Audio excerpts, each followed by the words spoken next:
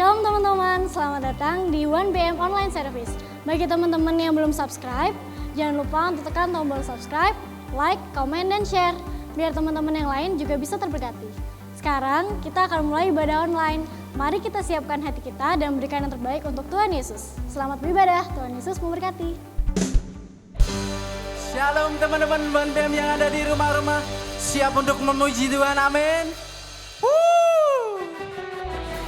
Boleh tepuk tangan di atas kepala kita dong. Kasih Tuhan sungguh nyata buat kehidupan kita, amin. Yes. Come on. Seindahnya pelangi, seterangnya mentari, seterangnya mentari. Namun kau yang terindah Tuhan, namun kau yang terindah. Hanya kau yang termegah, hanya kau yang termegah. Walau badai menghadang, walau badai menghadang, dan bumi pun bergoncang, dan bumi pun bergoncang. Namun kau Tuhan tetap setia, namun kau kan setia. Yes, menjagaku selamanya. Sungguh nyata kasih-Mu di sepanjang hidupku. Dengan darah-Mu kau tebus dosaku. Sungguh nyata kasih-Mu di sepanjang hidupku. Segenap hatiku hanya untuk-Mu. Tepuk tangan di atas kepala kita dong. Yes. Katakan, walau badai menghadang, walau badai menghadang, dan bumi pun bergoncang, dan bumi pun bergoncang. Kau Tuhan Allah yang setia, namun kau kan setia, menjagaku, menjagaku selamanya. Yeah. Sungguh nyata kasih-Mu di sepanjang hidupku. Dengan darah-Mu kau tebus dosaku. Sungguh nyata, yes, di sepanjang hidupku. Segenap hatiku hanyalah untuk-Mu. Musik memuji Tuhan. Boleh kita tepuk tangan di atas kepala kita dong.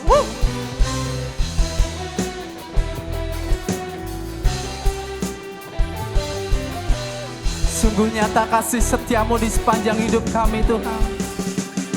Engkau Allah yang baik.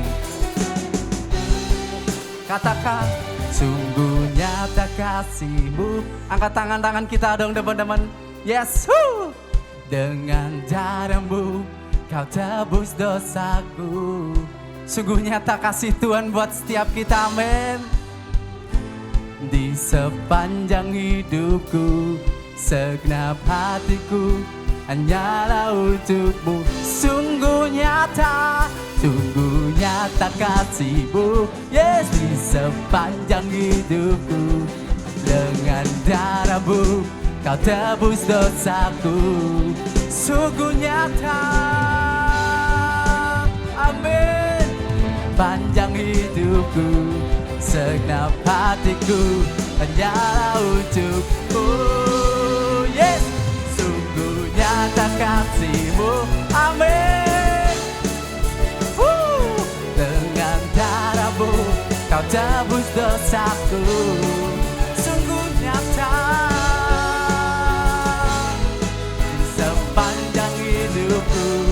segenap hatiku hanyalah untuk-Mu. Segenap hatiku, segenap hatiku hanyalah untuk-Mu. Segenap hatiku, hatiku hanyalah untuk-Mu. Yes. Segenap hati kami hanya untuk kemuliaan nama-Mu Tuhan. Boleh beri kemuliaan yang dahsyat buat Tuhan kita sorangan, haleluya. Yes. Dia Tuhan Allah kita yang baik, amin. Mari saja kita semua teman-teman yang ada dimanapun teman-teman berada, kita mau bawa pujian yang terbaik buat Tuhan kita, amin. Terima kasih Tuhan, hadirat-Mu mengalir buat setiap kami. Karena hadirat-Mu lah ya Tuhan, yang kami rindukan Tuhan. Terima kasih. Terima kasih Tuhan.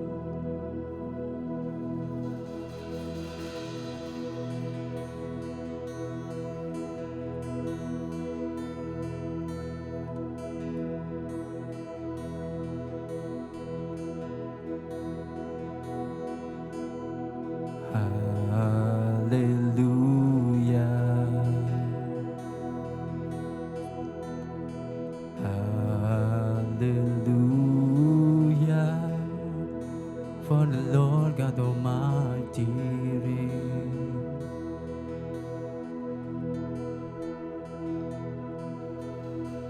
Hallelujah.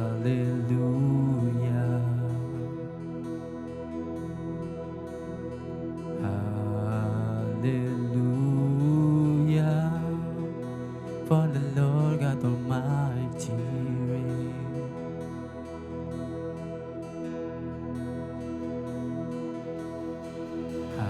Hallelujah. Holy, holy are you, Lord God Almighty. Worthy is the Lamb, worthy is the Lamb. Amin. Kami tinggikan Engkau, Tuhan Allah kami yang besar.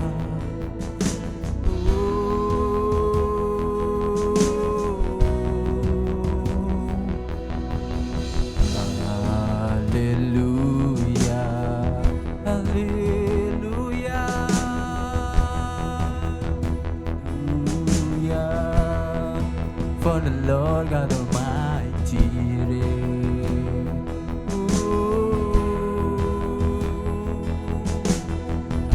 Hallelujah.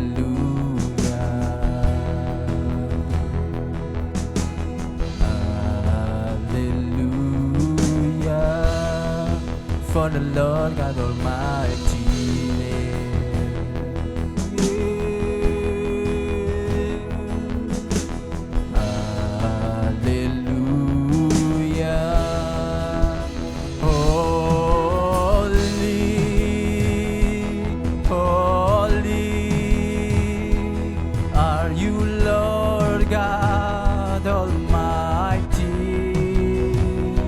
worthy is the Lamb, worthy is the Lamb. You are holy, holy are you, Lord God Almighty. Worthy is the Lamb, worthy is the Lamb. Amen.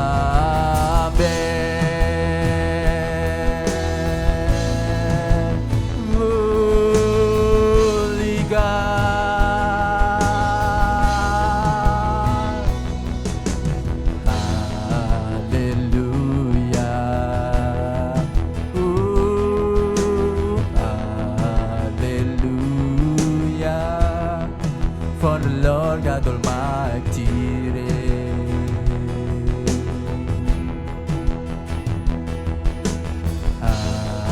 Hallelujah.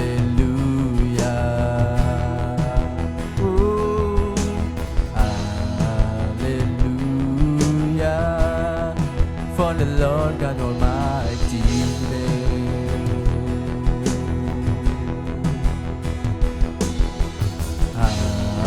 Hallelujah. Holy, holy are you, Lord God Almighty. Worthy is the Lamb, What is the Lamb? You are holy, holy. Are you Lord God Almighty? What is the Lamb? You are holy, Jesus.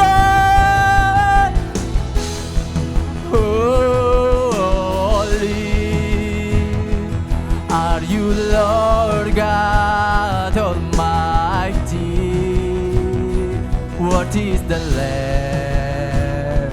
What is the Lamb? Amin. Kami percaya Tuhan, Engkau Allah yang melihat setiap kami saat pujian penyembahan kami naikkan kepada Engkau.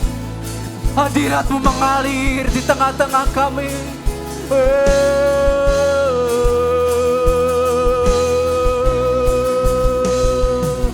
Haleluya.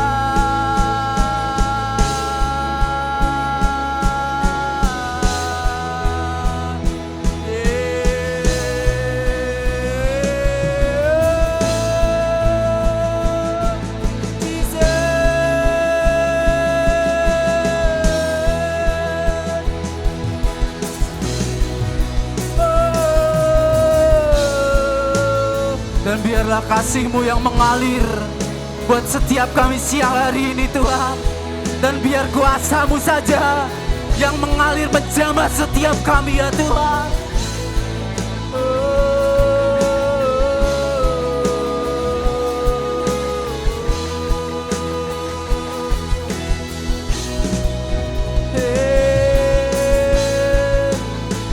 Thank you Jesus.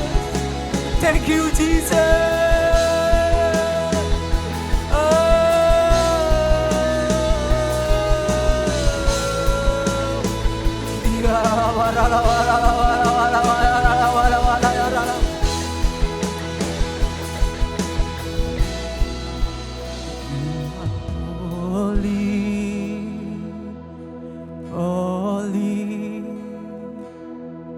Are you Lord God Almighty? What is the Lamb? What is the Lamb? You are holy, holy. Are you Lord God Almighty? What is the Lamb? What is the Lamb? You are holy, holy. Are you Lord God Almighty? What is the Lamb? What is the Lamb? You are holy. You are holy, Jesus.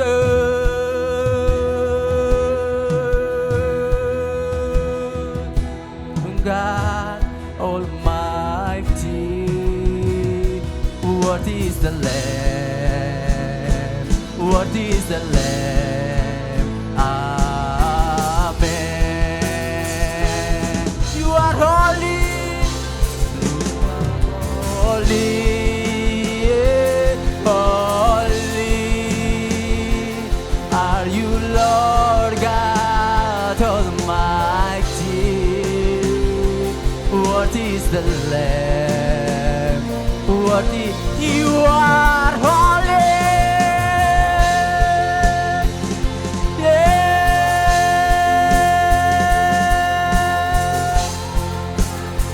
The Almighty.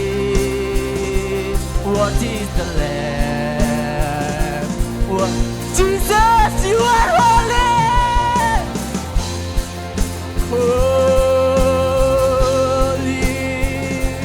Are you Lord God Almighty? What is the Lamb? What is the Lamb? What is the Lamb? What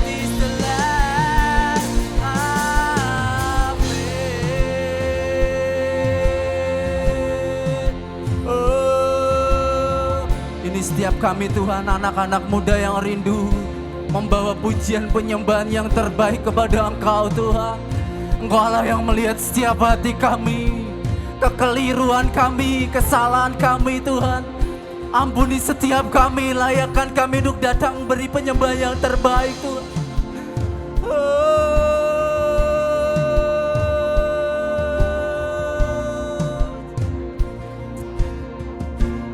Ini setiap kami Tuhan, rindu hadirat-Mu mengalir, rindu jamahan-Mu Tuhan.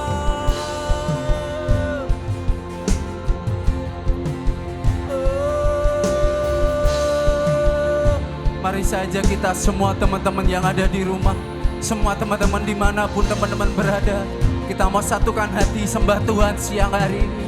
Tinggikan nama Dia siang hari ini. Akui Tuhan siang hari ini, akui kuasanya siang hari ini. Oh Jesus.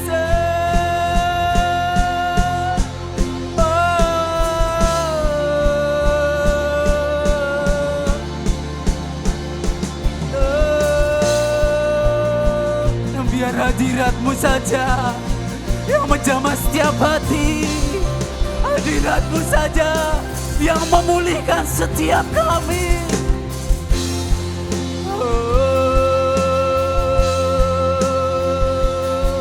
Haleluya.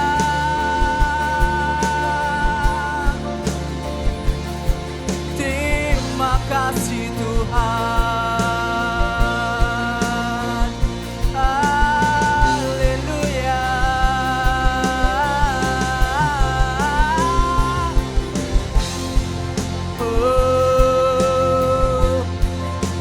Termulialah nama-Mu Tuhan di tempat yang maha tinggi. Allah yang kudus, Allah yang mulia.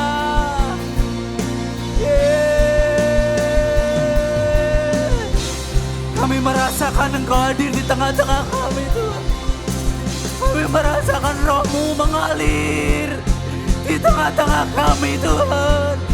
Kami merasakan Roh-Mu bekerja buat setiap hati yang terluka, buat setiap hati yang haus akan Engkau Tuhan.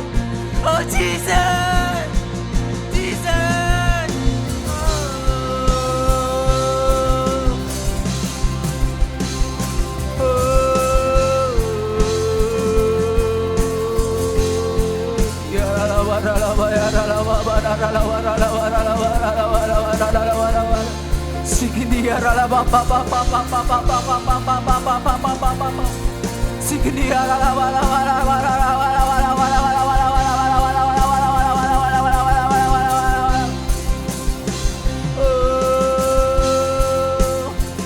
Thank you Lord, thank you Lord, Jesus.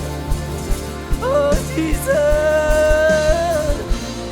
Jesus, we need you, Jesus.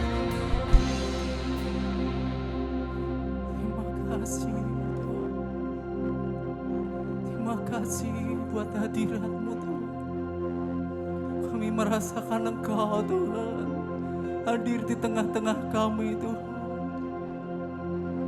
Dan kami rindu Engkau lebih lagi Tuhan. Kami rindu Engkau pimpin kami lebih lagi Tuhan. Kami rindu Roh-Mu bekerja untuk kami lebih lagi Tuhan. I feel Jesus.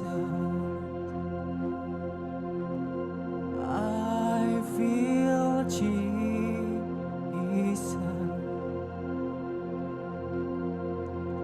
I feel Jesus.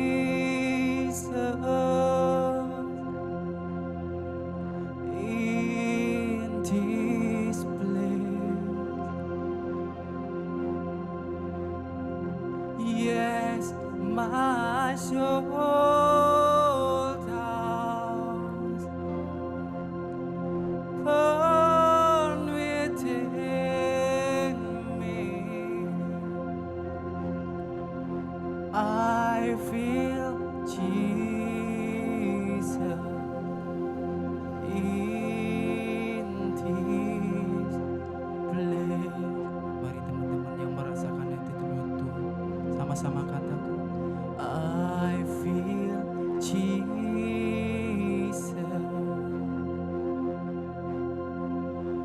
I feel Jesus,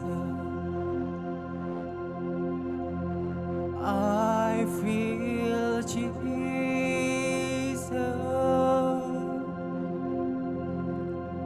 in this place.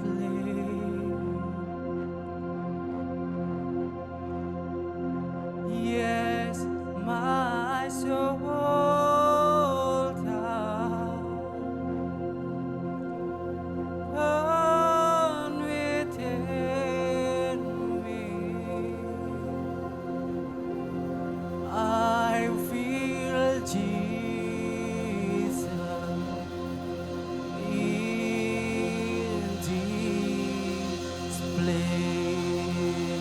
Lebih lagi sama-sama katakan, I feel Jesus, amen. I feel Jesus, yes Jesus, I feel Jesus in this place. Yes, my soul down. Yes, my soul down, burn within me. I feel Jesus in this place. Yang merasakan Tuhan, sama-sama kata, oh, I feel Jesus, I feel Jesus, I feel Jesus in this place. Yes, my soul down, burn within me. I feel Jesus in this place. I feel your presence, Jesus. I feel Jesus. Kami merasakan Engkau siang hari ini Tuhan. Kami merasakan kuasa-Mu Tuhan. I feel Jesus in this place. Yes, my soul down, burn within me. I feel Jesus in this place. Sekali lagi, yang merasakan Tuhan sama-sama. I feel Jesus. Terima kasih buat hadirat-Mu Tuhan. Terima kasih buat kasih setia-Mu. Terima kasih buat kuasa-Mu Tuhan. Yes, in this place. Yes, my soul down within me. Amen. I feel Jesus in this place. I feel Jesus. Kami bersyukur Tuhan siang hari ini bisa membawa pujian penyembahan terbaik kami kepada Engkau. Kami anak-anak muda yang rindu Engkau Tuhan. Rindu kuasa-Mu mengalir di tengah-tengah kami. This place.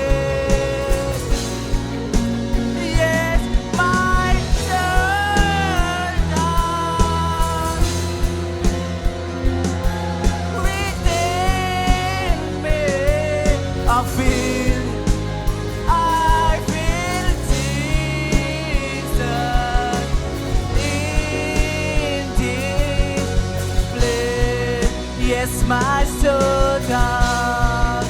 Yes, my soul does. Within me, I feel you, Jesus. Jesus, in this place. Yes, my soul does.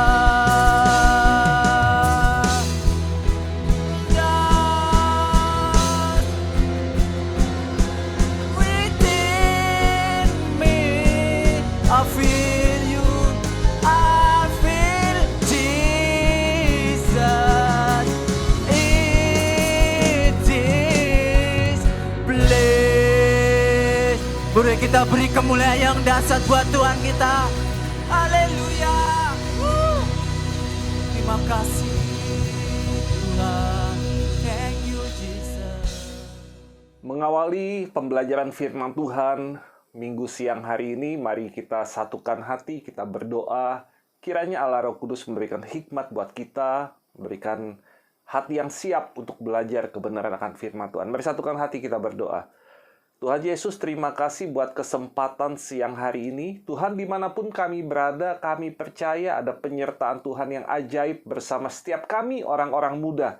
Tuhan, kami percaya semakin hari Tuhan buat hidup kami semakin tajam, dan kami tahu hidup kami dipersiapkan Tuhan untuk sesuatu yang besar di masa depan kami. Terima kasih Tuhan. Siang hari ini kami mau duduk diam, kami mau belajar kebenaran firman-Mu Tuhan, dan biarlah apa yang kami pelajari siang hari ini akan mempertajam diri kami, mempertajam hidup kami, dan Tuhan pakai kami sebagai alat untuk pekerjaan mulia. Terima kasih Tuhan, kami serahkan pembelajaran firman Tuhan siang hari ini dari awal pertengahan hingga akhir ke dalam tangan pimpinan Tuhan. Hanya di dalam nama Yesus Kristus kami berdoa dan mengucap syukur. Haleluya. Amin. Shalom semuanya. Saya bersyukur kita bertemu kembali dalam pembelajaran firman Tuhan siang hari ini. Dimanapun Anda berada, saya percaya setiap kita siap untuk belajar kebenaran firman Tuhan lebih dalam lagi. Dan kita tahu bahwa semakin hari hidup kita semakin dipertajam oleh Tuhan. Tuhan sedang mempersiapkan kita. Tuhan akan memakai kita untuk pekerjaan yang mulia, sebagai alat yang mulia. Dan pada siang hari ini kita akan belajar masuk ke dalam tema yang luar biasa. Saya bersyukur diberikan tema yang sangat luar biasa, yaitu tentang plan atau rencana. Nah, saya berharap apa yang saya bagikan pada siang hari ini adalah sesuatu yang sederhana, mudah dipahami oleh kita semua. Dan bukan itu saja, biarlah apa yang kita pelajari bersama-sama siang hari ini akan membuat hidup kita menjadi lebih tajam, membuat hidup kita menjadi lebih baik, dan siap untuk dipakai pada pekerjaan yang mulia, sebagai alat yang mulia di tangan Tuhan. Nah, saudara yang dikasih Tuhan, mengawali sharing firman Tuhan siang hari ini saya mau berkata bahwa terkait dengan perencanaan atau perancangan, maka seseorang dapat dikategorikan menjadi 4 kriteria. Jadi di dunia ini ada 4 orang, ada 4 tipe orang yang terkait dengan perencanaan. Nah, mari kita cek Anda masuk tipe yang mana. Anda masuk tipe pertama, kedua, ketiga, atau keempat. Tipe pertama. Orang dengan tipe pertama adalah orang-orang yang membuat perencanaan, mereka membuat rancangan, kemudian mereka melaksanakan rancangan tersebut. Ya, setiap apa yang mereka buat, mereka pikirkan dengan baik dan dengan penuh semangat, dengan tekad yang kuat, mereka mulai mengerjakan apa yang mereka rancangkan. Itu tipe yang pertama. Nah, ada tipe kedua. Kalau tipe pertama adalah orang-orang yang merancangkan dan mengerjakan rancangannya, maka ada orang tipe kedua. Orang-orang ini adalah mereka yang membuat rancangan, yang membuat perencanaan, tetapi tanpa pernah mereka menyelesaikannya. Orang-orang tipe seperti ini, mereka sibuk membuat perencanaan dan menganggap bahwa semuanya sudah selesai ketika rencana tersebut selesai dibuat. Biasanya, ketika rencana tersebut dituangkan ke dalam action plan tertulis, mereka berhenti di sana. Nah, orang tipe kedua ini cukup banyak, saudara yang dikasihi Tuhan. Kita belum lama melewati tahun 2020, masuk ke tahun 2021. Biasanya setiap akhir tahun banyak dari kita yang membuat resolusi tahun baru atau resolusi akhir tahun, apapun itu namanya.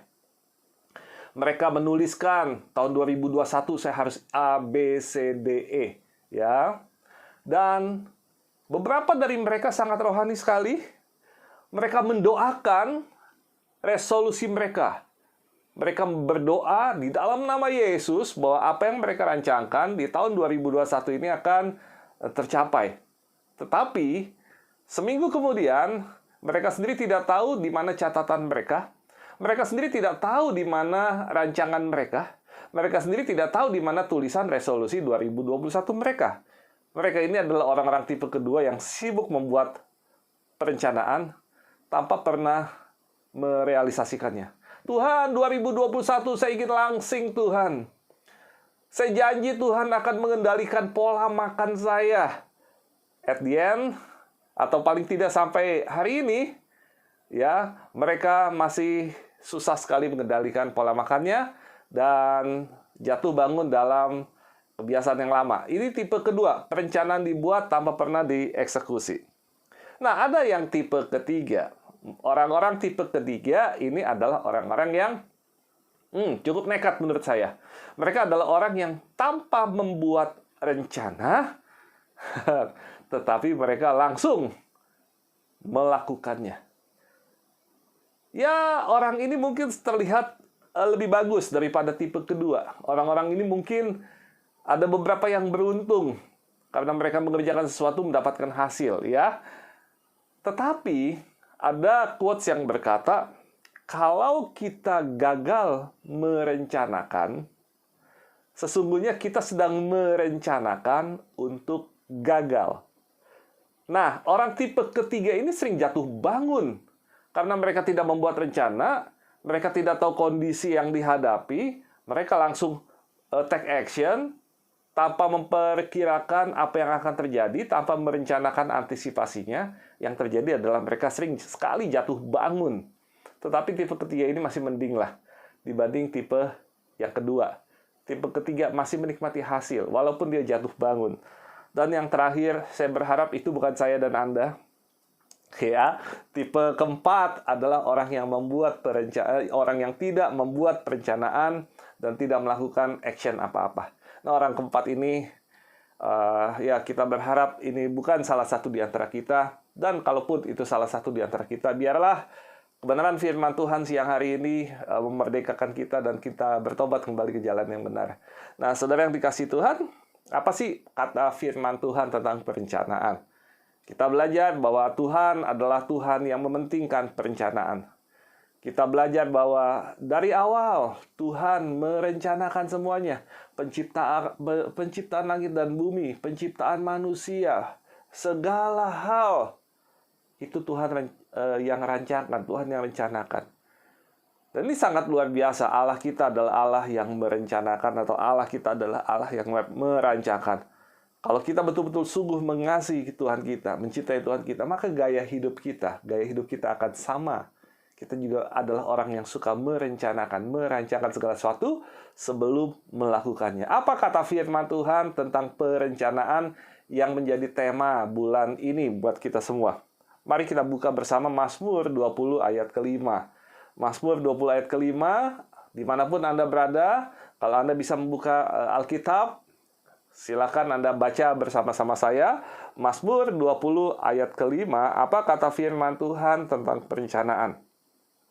Begini bunyi firman Tuhan. Mazmur 20 ayat ke-5, kiranya diberikannya kepadamu apa yang kau kehendaki.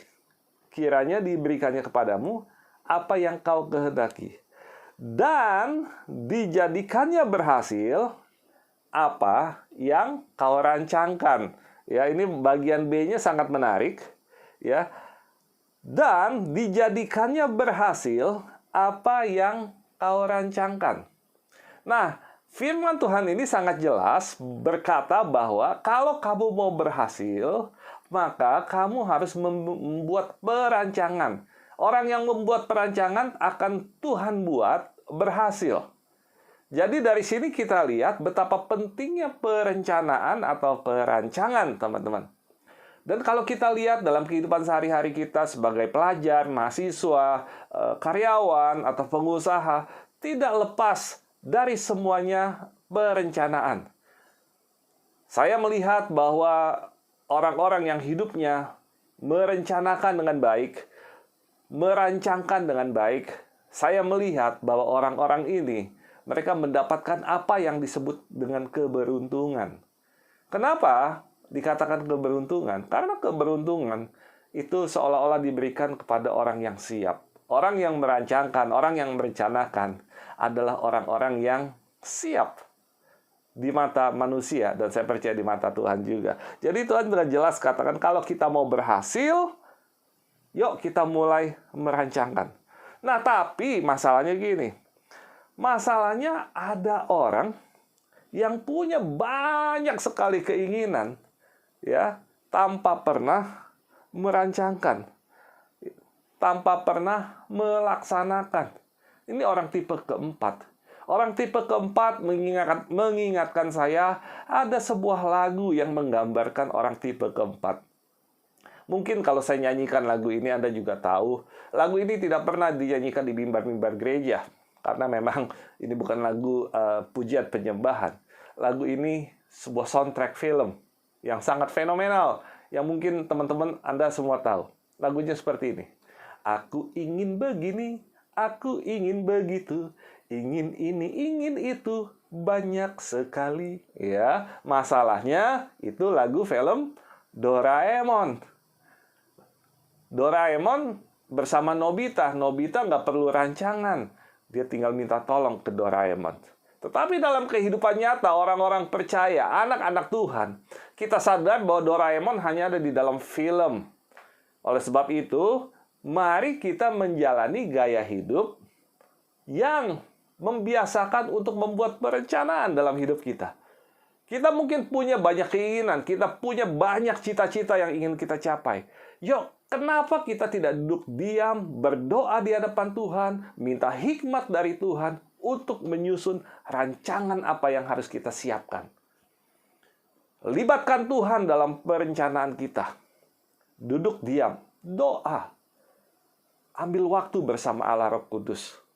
Saya percaya kalau ini yang kita lakukan, Allah Roh Kudus akan mewahyukan sesuatu yang mungkin secara pikiran kita tidak pernah terpikir sama sekali, tetapi Allah Roh Kudus berikan hikmat di sana dan kita mulai merancangkan hal tersebut. Saudara yang dikasihi Tuhan, saya membiasakan untuk mencatat ide-ide yang muncul di pikiran kita. Ya, smartphone saya ini penuh dengan catatan-catatan ide.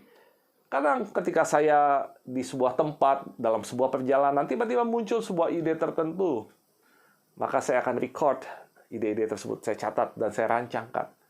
Hasilnya saat ini, saya sudah memproduksi beberapa alat manajemen. Saya sudah menulis beberapa buku. Semuanya dari apa? Semua dari rancangan yang disiapkan oleh Tuhan.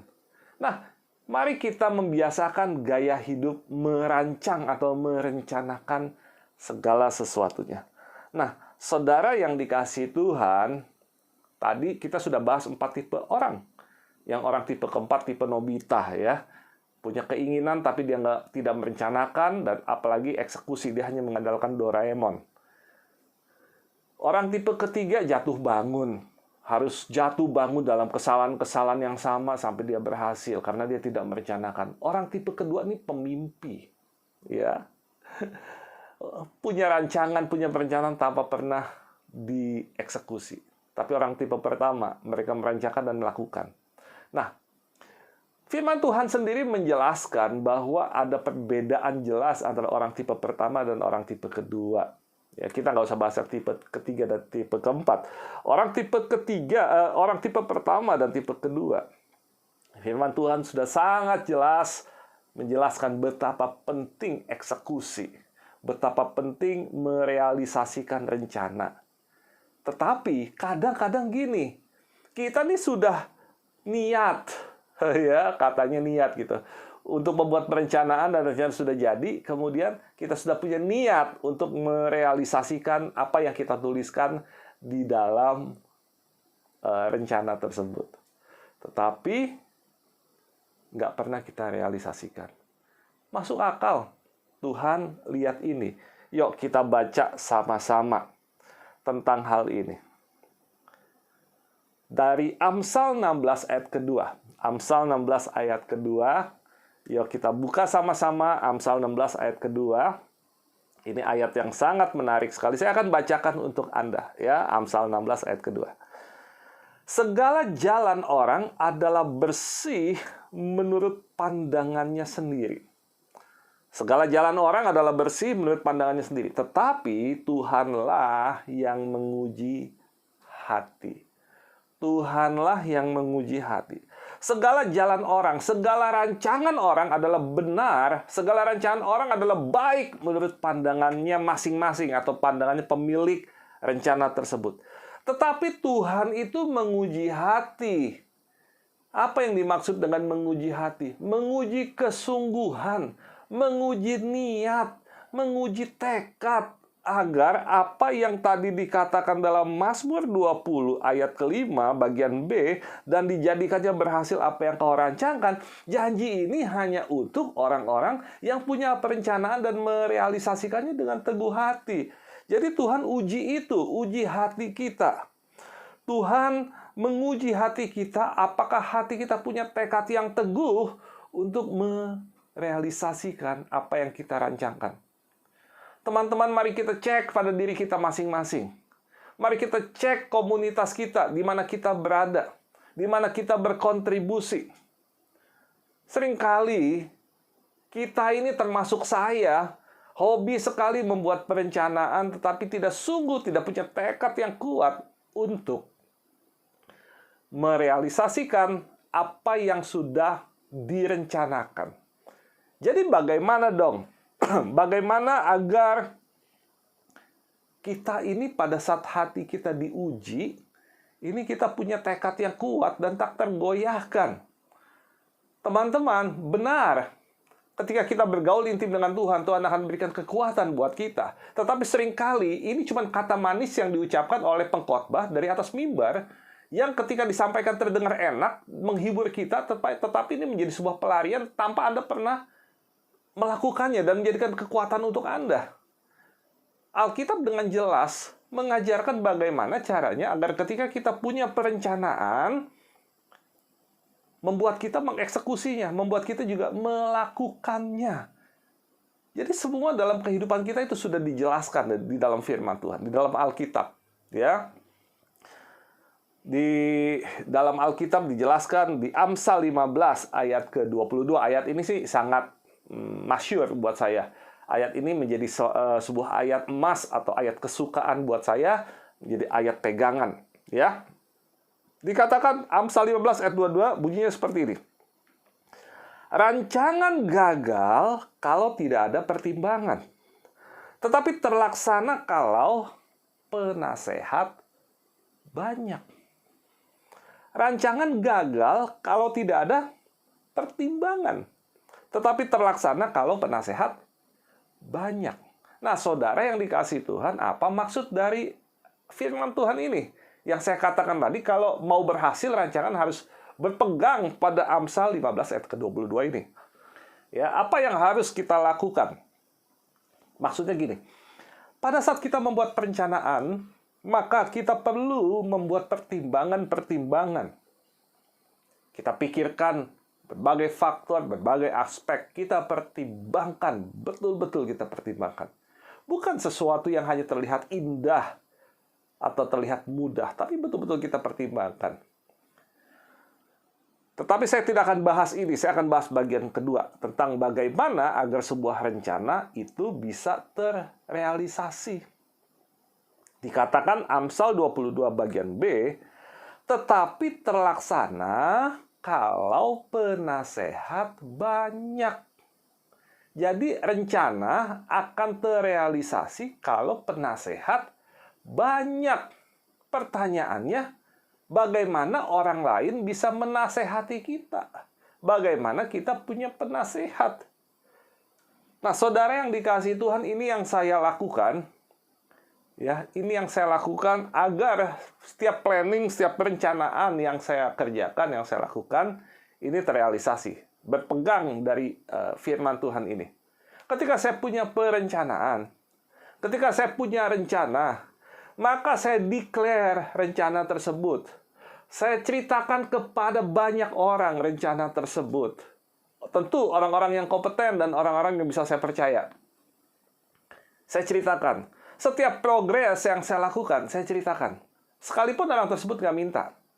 Ketika saya menyelesaikan produk terakhir saya atau karya terakhir saya, yang sebuah alat manajemen yang saya kasih nama Logos Master Toolkit.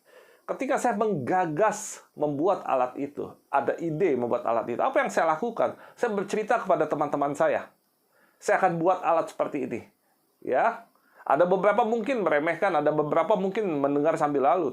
Tetapi karena saya memiliki teman-teman yang benar, beberapa men-challenge ide tersebut.